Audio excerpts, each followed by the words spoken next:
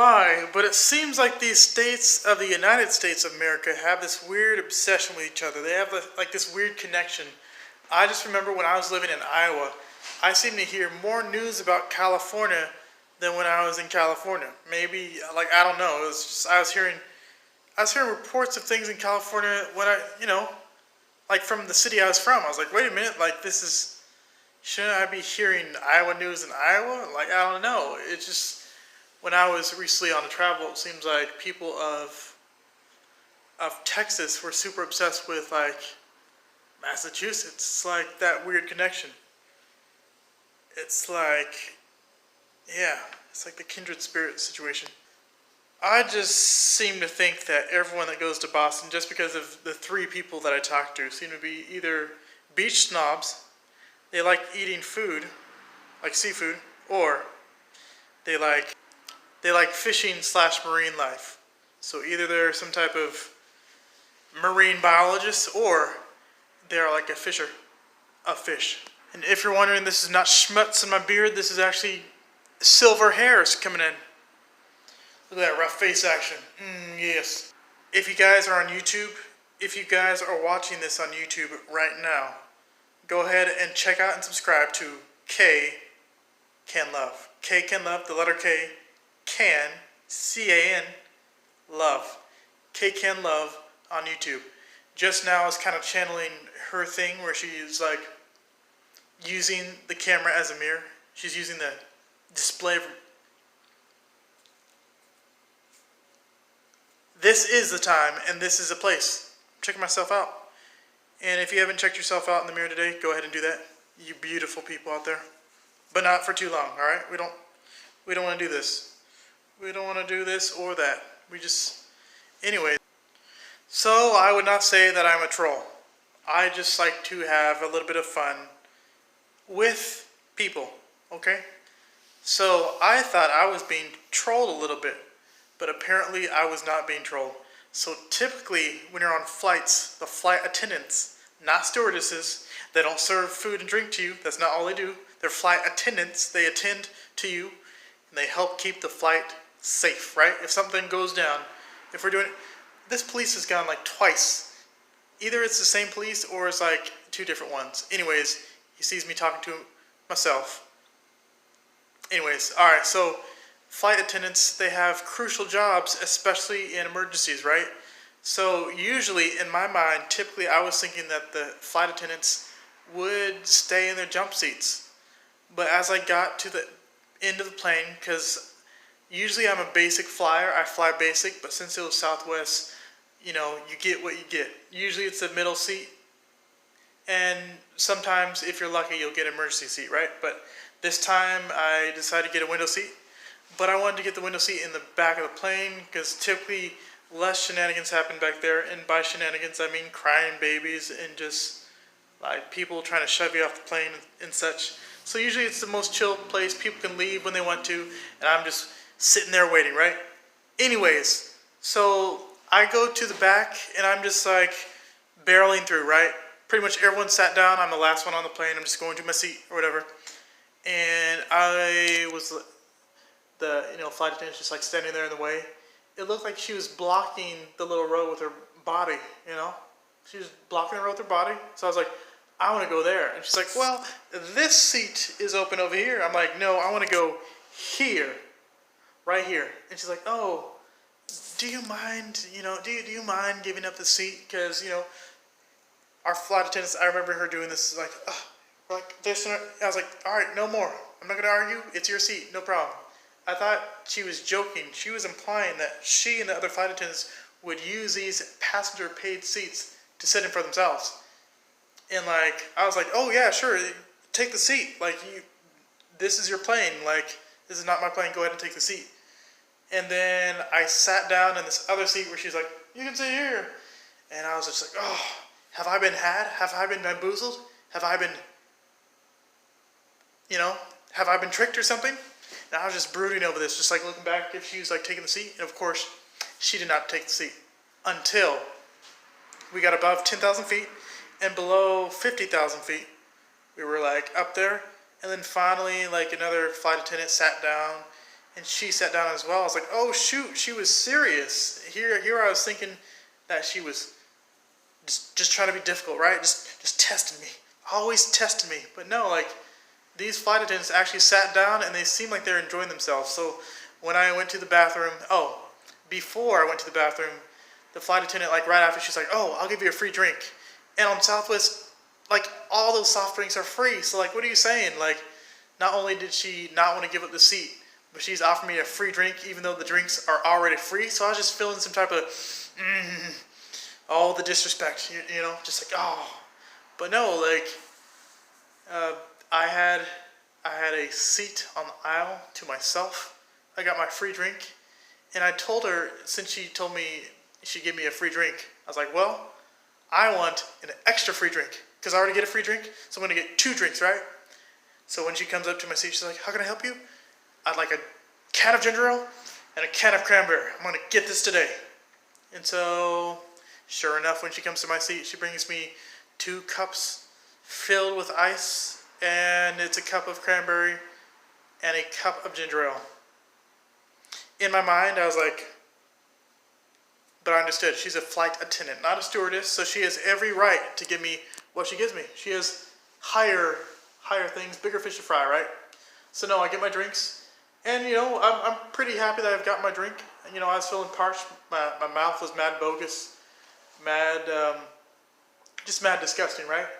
But no, she remembers that there's another place. Anyways, she remembers that she offered me a can, and she was so thoughtful and so thankful and showing gratitude that she like brought me 2 cans and brought me 2 more cups. And so by this point I was kind of waterlogged. So I get up and I go to the bathroom, which was like pretty much a row away, right? So I get up and go. And then when I come back, I wanted to flip the script a little bit, because like she was asking me for the seat. So I was going to ask her if there was anything she and her friend needed, the flight attendants. So I was like, can I help you? Is there anything I can get for you? And then they got all like funny, like, oh, thank you for the seat. I was like, thank you. And it was just like a lot of good vibes from otherwise like a bogus start to the trip in my mind. You know, I was thinking they were just trying to pull one over me, right? Trying to troll me or something. But no, they had the last laugh in the end. They sure did.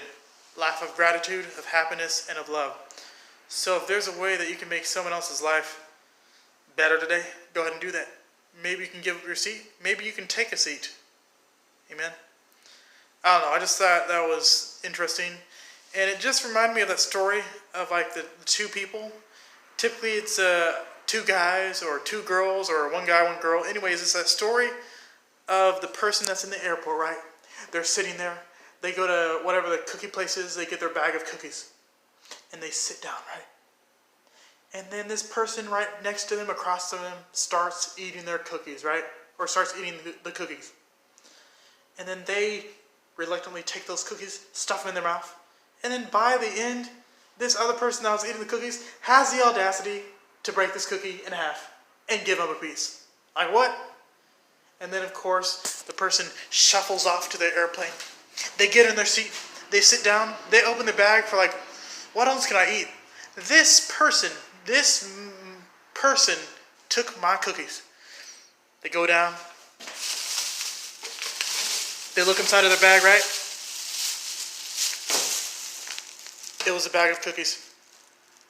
I was the person. I was the deployment bag, if you will. So just stuff like that warms my heart, and it reminds me that, people, faith in humanity restored. Anyways, this has gone on way too long. I'm sure you guys don't want to hear another amazing situation that's happened in my life. I just praise the Lord for situations like this that can show me that, you can have a little bit of fun with life. You know, it doesn't have to be all deployments and transfers and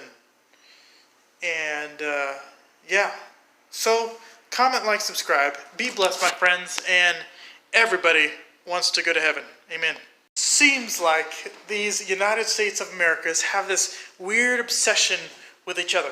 I just know when I was living in Iowa that it seemed like most of the news, if it wasn't for the local area, it was kind of for California. So There's been like police just, I don't know if they're circling around me outside, but I've seen like at least two, and at least two like registered police vehicles with a little police thing on the side just going past.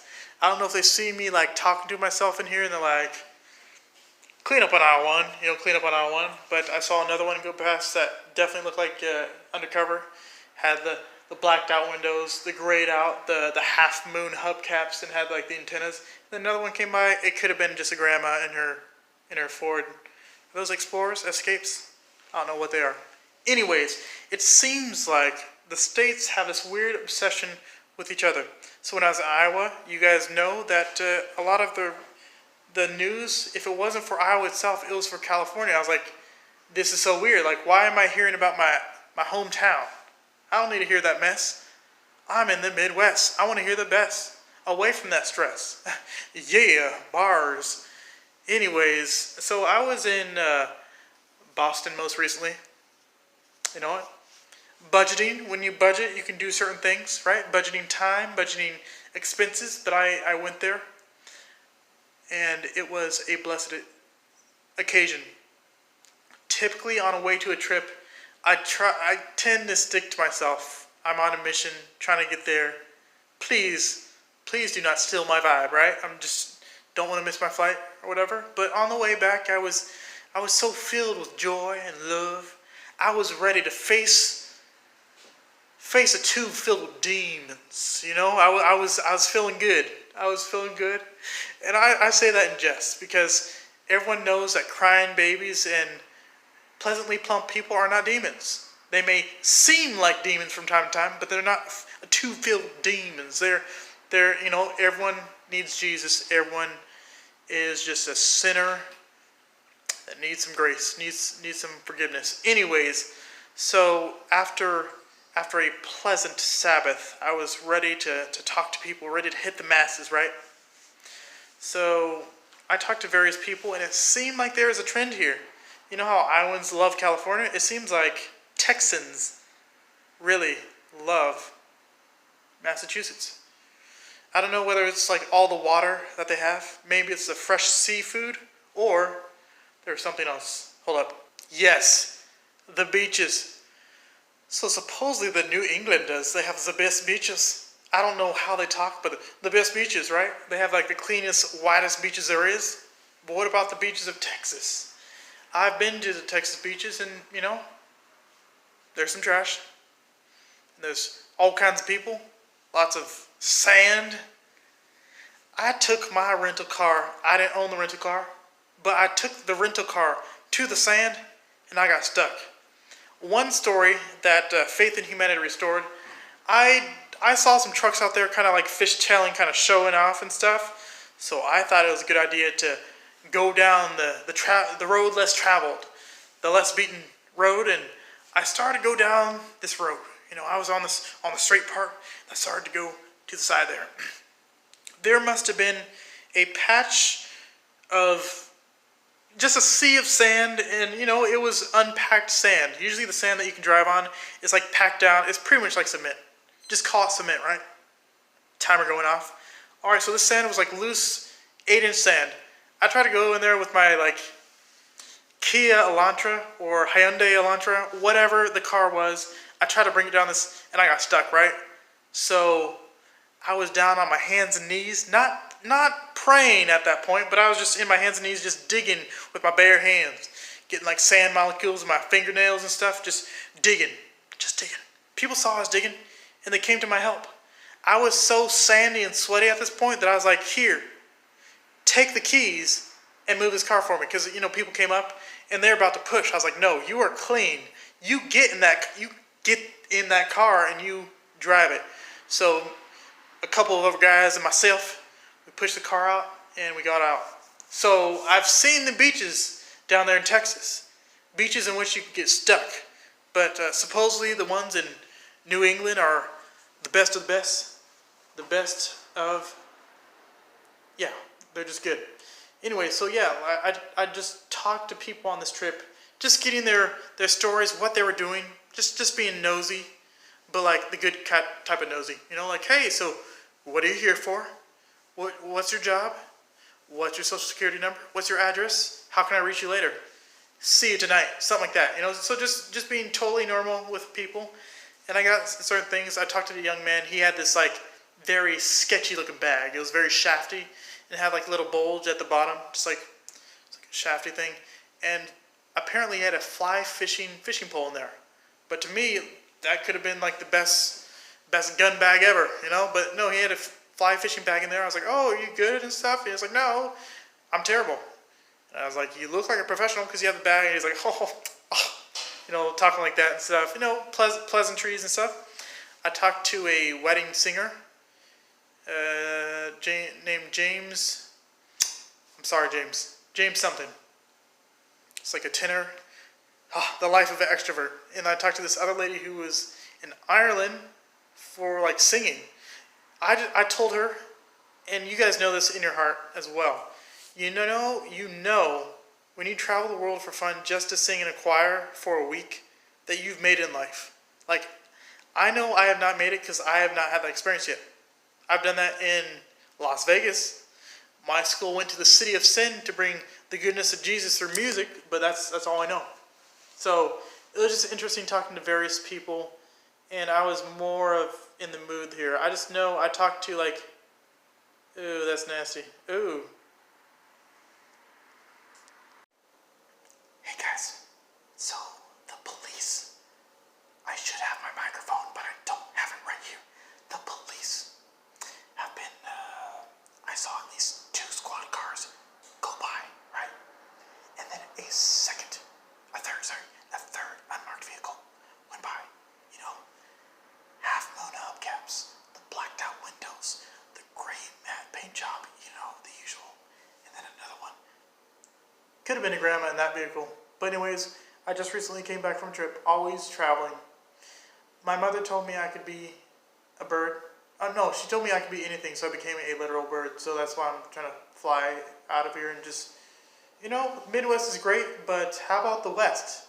Why does it have to be middle in anything? Just like West. Why not the Middle East? Just go East, you know? Why does it have to be like that? Anyways, I just know that states in America, the United States of America, seem to have a little weird obsession with each other.